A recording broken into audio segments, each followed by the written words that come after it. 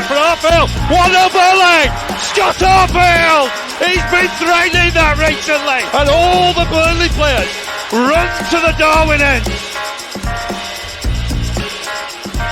Oh, what a goal! What a goal from Robbie Blake! Burnley's first goal in the Premier League is something very, very special.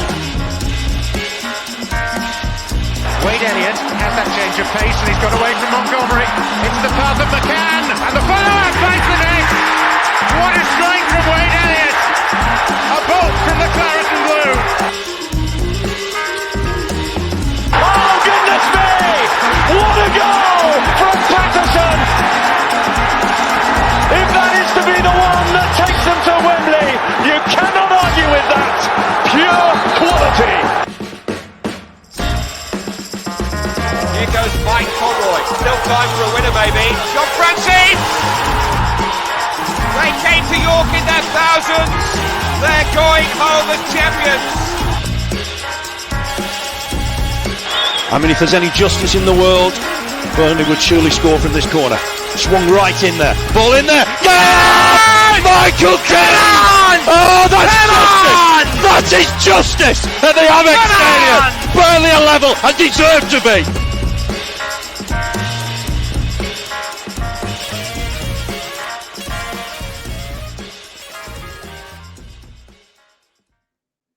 Hello everyone and welcome along to the latest episode of the Turfcast podcast pre-game show with me, Joe Redmond, ahead of this weekend's clash against, I'm going to say resurgent Norwich City, but it's only 2 games just yet. It might turn into resurgence if they can beat us, but a very different Norwich City, of course. We've already played them once this season, won by just a 1 goal, penalty from Jay Rodriguez, if my memory serves me right. Probably should have checked that beforehand, but I'm pretty sure it's right. But the Norwich, they're a different side these days, obviously different manager, and they are looking like a bit of a force at the minute in their last 2 games. They've scored 8 goals, but we'll get on to Norwich in a minute, obviously. And we have a Norwich fan waiting in the wings, just like we usually do on the pre-game show, because it's just makes more sense for a Norwich fan to talk about Norwich than me. But of course, let's just chat about the FA Cup. Obviously, I'm going to say through to the next round. It kind of feels like we're through because obviously we avoided defeat down at Ipswich on Saturday. A little bit disappointed in the first half performance, but I feel like I've been saying that quite a lot this season. We need to remember they are a lower league side, but I was quite impressed by them. And I know as a Norwich fan listening to this, so I won't praise them too much. But I was quite impressed by Ipswich on Saturday. I felt that from some of the games we've seen from some championship sides this season, if they do go up, I think they'll be all right next season. Put it this way, they gave us more of a test than a lot of championship sides had so far this season. But of course, it's looking like we could potentially be in the quarterfinals. Now, of course, I didn't bother doing a pre-game show for the Ipswich game, and I won't bother doing one for the replay either because it's just the FA Cup. I probably won't bother doing it for the Sheff Wednesday / Fleetwood game if we get past Ipswich. But if we get past that, it's the quarterfinals. So I might change my tune a little bit there and start doing some pre-game stuff for them because that's when it gets big. The only time I remember being in the quarterfinals in my lifetime is when we played Watford. And of course, they beat us 2-0, was it, at Vicarage Road? I just remember someone scoring a really great free kick and just being absolutely gutted because I was like, oh my God, we're in a round with the word final in it. I think I was about 13, 14. That just shows how poor we've done in that competition since. But also what happened on Saturday is Burnley's lead at the top of the championship was cut. Absolutely disgrace. It was 18 points and it's now 17 points. A measly 17 points gap to third, thanks for Middlesbrough beating Watford. So I think 17's all right though, don't you? But yeah, I think we've given ourselves a bit of breathing space because, as we said just before the West Brom game, we're playing a team that looks in form. All right, we ended up doing quite well against West Brom and beating them. Not comfortably, but we were the better side against West Brom and deserved the win. So West Brom were resurgent at that time.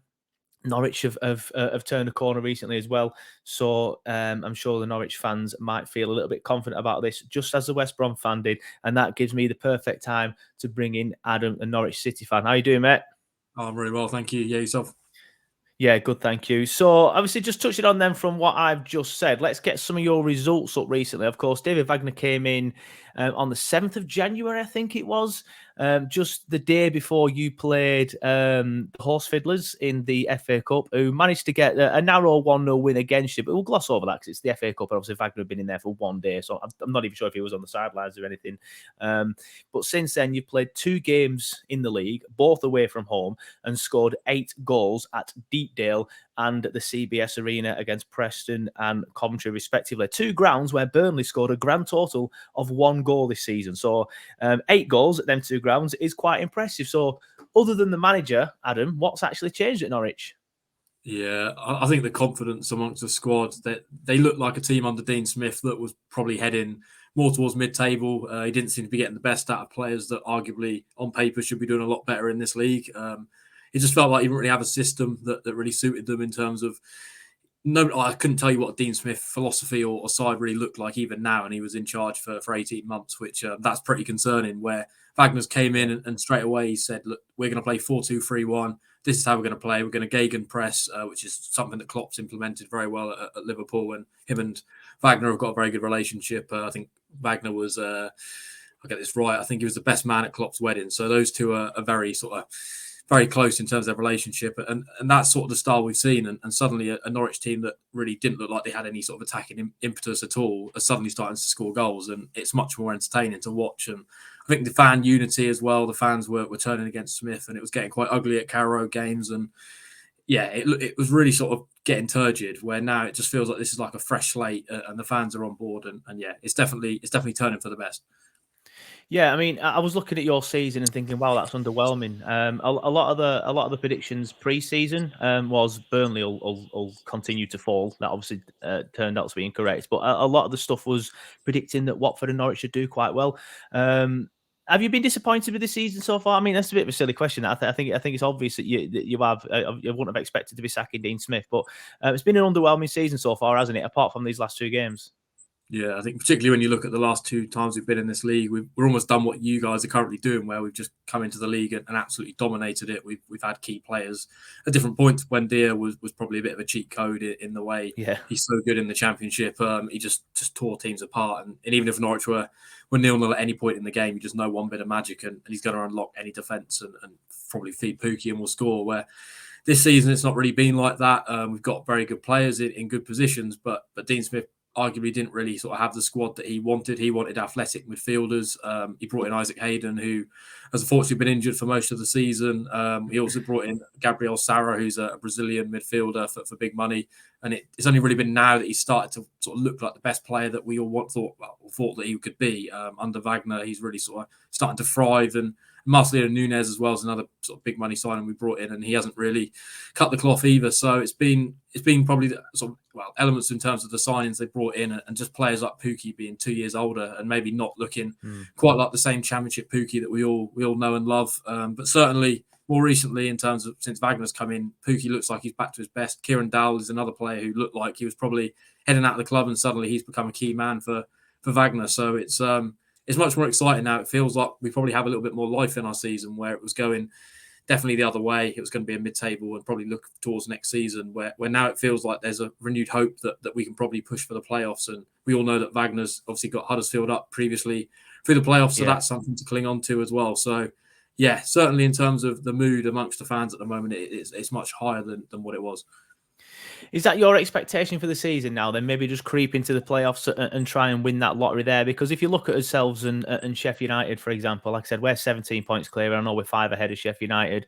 So just by simple maths, that will mean they're 12 points clear of Middlesbrough. And then obviously there's a bit of a gap down to you guys as well. So you're thinking obviously the top 2 are probably too far ahead of pretty much anybody. Never mind yourselves to be caught. So are you just expecting to hopefully, carry on this resurgence, carry on this confidence, and then get into the play, not sneak into the playoffs? Because let's be fair, you're 1 point away at the minute, so it's more than plausible that could happen. But get into the playoffs and then have the confidence to go on and win them. Yeah, I think there's probably an inner frustration amongst our fans that maybe Dean Smith wasn't let go of. Earlier in the season, there was a really horrible defeat against Middlesbrough just before the World Cup break, and that felt like maybe that was the moment to pull the trigger, get rid of him, and a sort of fresh slate. Because at that point, the top 2 were probably only 7 or 8 points ahead. We sort of looked like we were in a position where we could easily still go for those. Then there was another defeat just before Christmas against Blackburn, and that really felt like sort of the final nail in the coffin for Dean Smith. And obviously they got rid of him.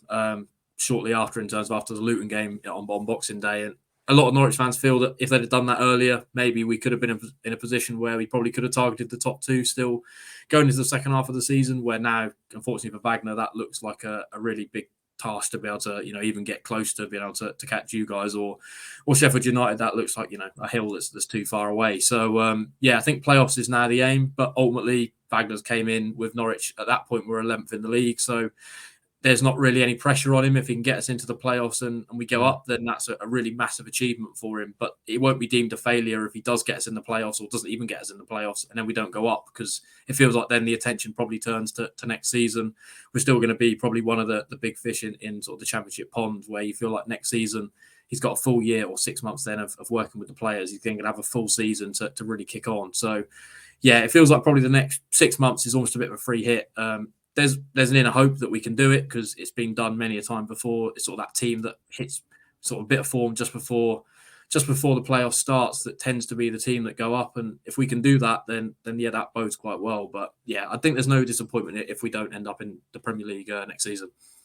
Yeah, it's an interesting point there about you made there about sacking him too late, because on the last day of the championship season before the World Cup break, we obviously beat Blackburn Rovers 3-0, and then we went top. And I think if Blackburn had won that, they'd have gone top. So that just shows how close it was at that point. And then since then, we've just won pretty much every game. In fact, I think we have won every game in the league since then, whereas other teams have faltered. So it's an interesting point you made there.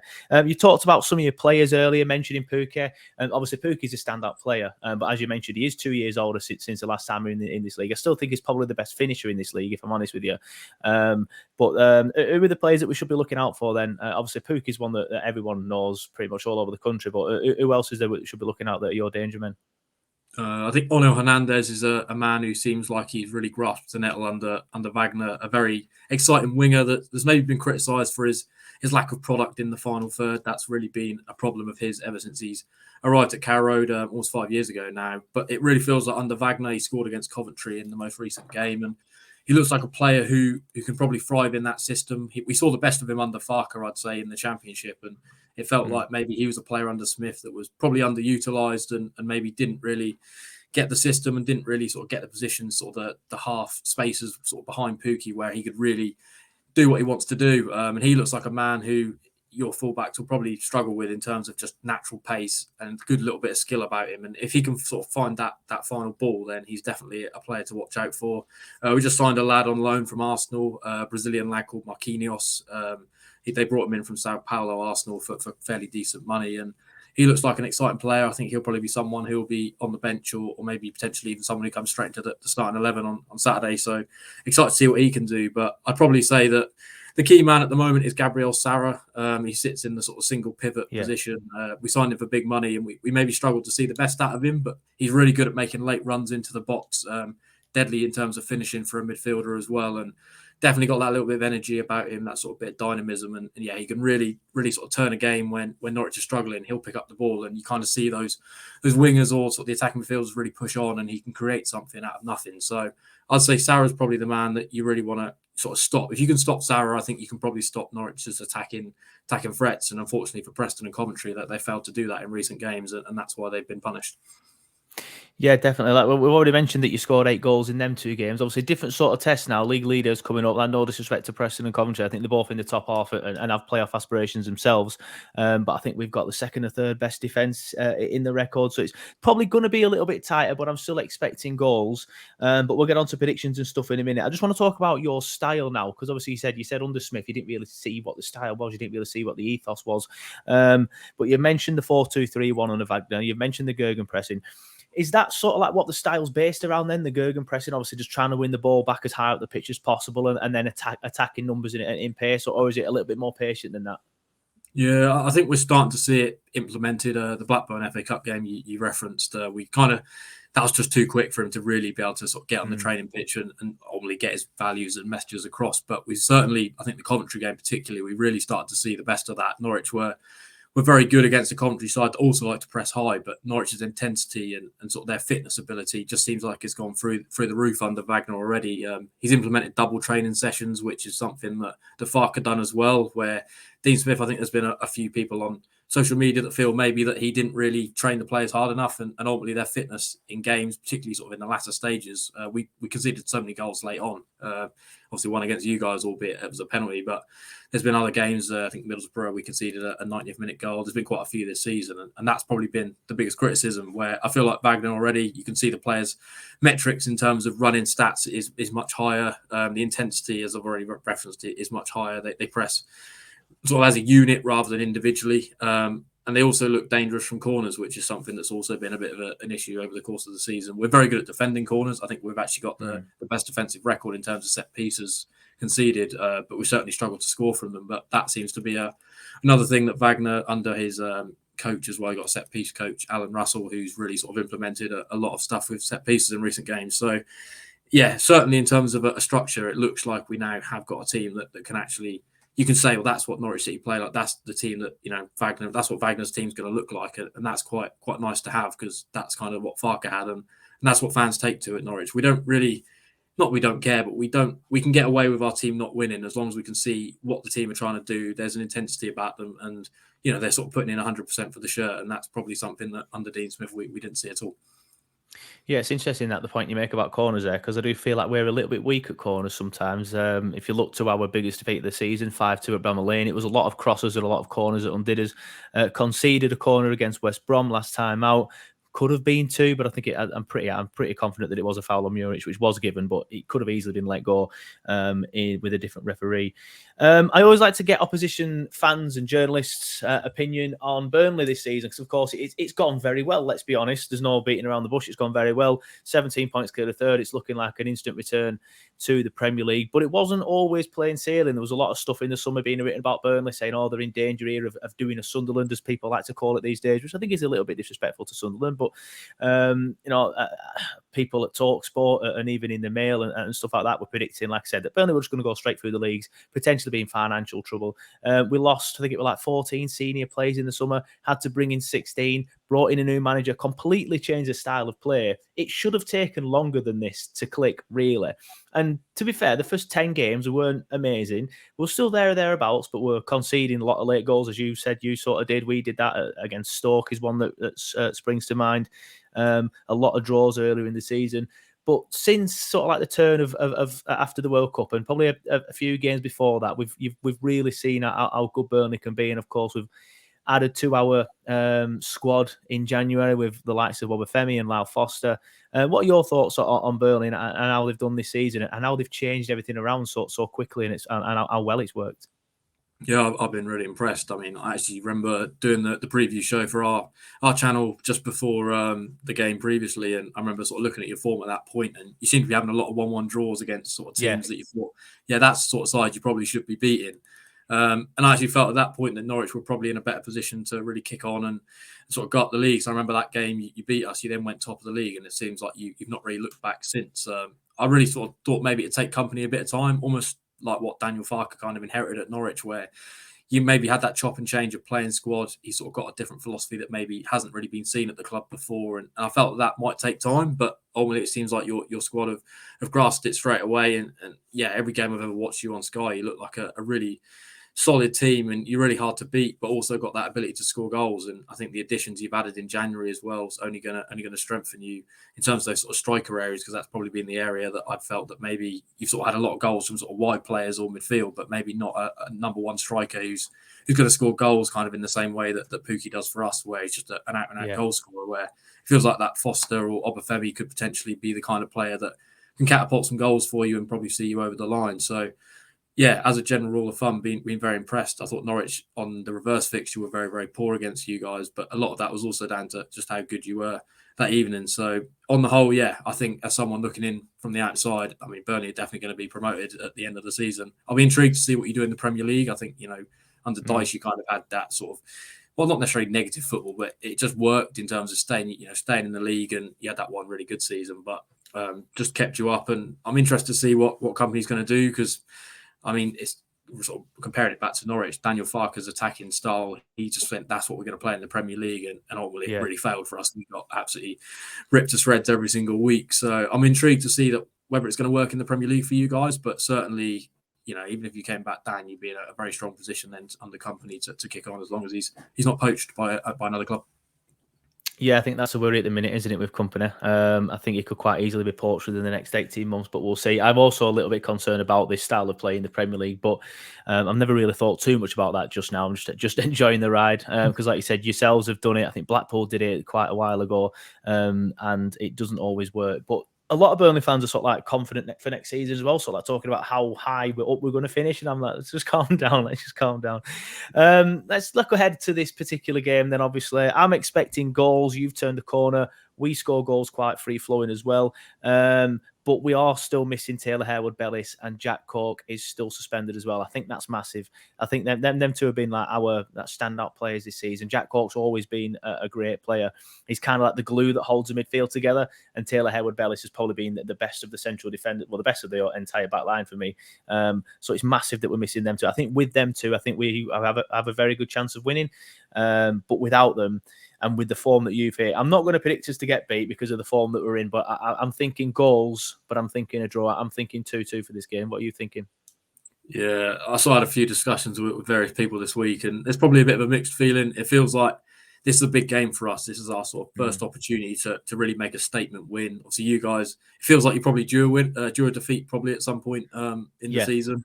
I am still here. Sorry, the camera does this. I'll sort it out.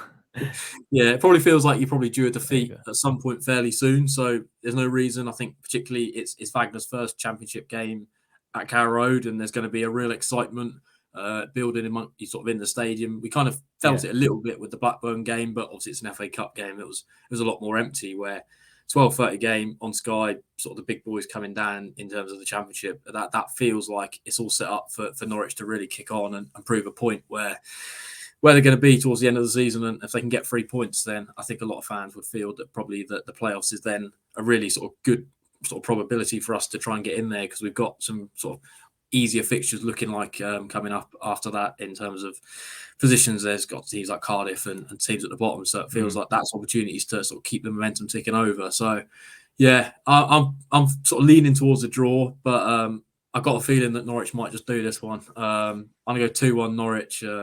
I think you guys will definitely score, because we're a bit leaky at different points in the defence.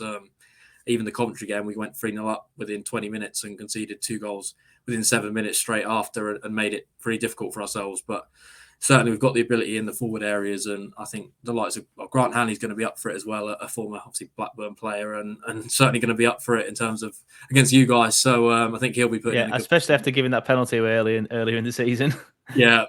So he's going to be up for it. So yeah, I think 2-1 Norwich. I'm certainly looking forward to the game. I think, if you'd have said to me a few weeks back, if this game was under Dean Smith, then I'd be absolutely dreading it. Where now I'm actually looking forward to it with a bit of excitement, which is quite nice.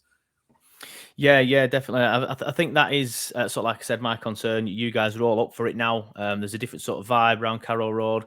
This is the thing that the West Brom fan was saying to us as well. It was and Coventry as well, because they've just been took over by Doug King as well, so they were quite confident coming here. But I just think you guys are scoring a lot more than them two were. So I'm a little bit worried about that. Like I said, with Harewood-Bellis and Cork, I think it's different. But we've put ourselves in a brilliant position where we can now get beat and probably just only be 15 points clear of third, which is more than enough. Well, that it's a good job that's time to wrap everything up, isn't it? Because my camera seems to be having a bit of a meltdown as well. So apologies if you are watching on YouTube. If you're listening on the podcast, you won't notice a thing other than hearing a bit of panic in my voice. But Adam, I do like to let people know where everyone can find you and stuff like that. So do you want to give a shout out to all your socials and stuff like that, and any content that you create, where they can find it? Yeah, so I'm part of the Pink 'Un team, which is a sort of the local newspaper in Norwich. There's 4 of us, and we do a lot of stuff digitally as well. We've got a YouTube channel. You can find us on the Pink 'Un YouTube channel. We do a lot of sort of preview content, speak to opposition fans. We also speak to the managers. We've got David Wagner's press conference coming up this afternoon. For anybody interested in our team news ahead of this one, or any thoughts on Burnley, then that's certainly the place to go later on this evening. We're also Pink 'Un on YouTube. Pink 'Un on YouTube, Pink 'Un on Twitter, Pink 'Un on Facebook, Pink 'Un on Instagram, or you can find me personally on Twitter as well. I'm at Adam_Harv19. So that's probably the best places to go. Also got a podcast as well, so I'll plug that one. Yeah, brilliant. Well, thank you very much, mate. I appreciate that. And thanks for coming on. And like you said, obviously, if you want to get over to the socials that Adam's just mentioned, just head over to the Pink and we will be doing some stuff on there in just a few minutes as well. And obviously, be able to catch Wagner's press conference. But thank you for coming on, mate. It's been a pleasure. And we'll potentially see you next season. Let's hope so.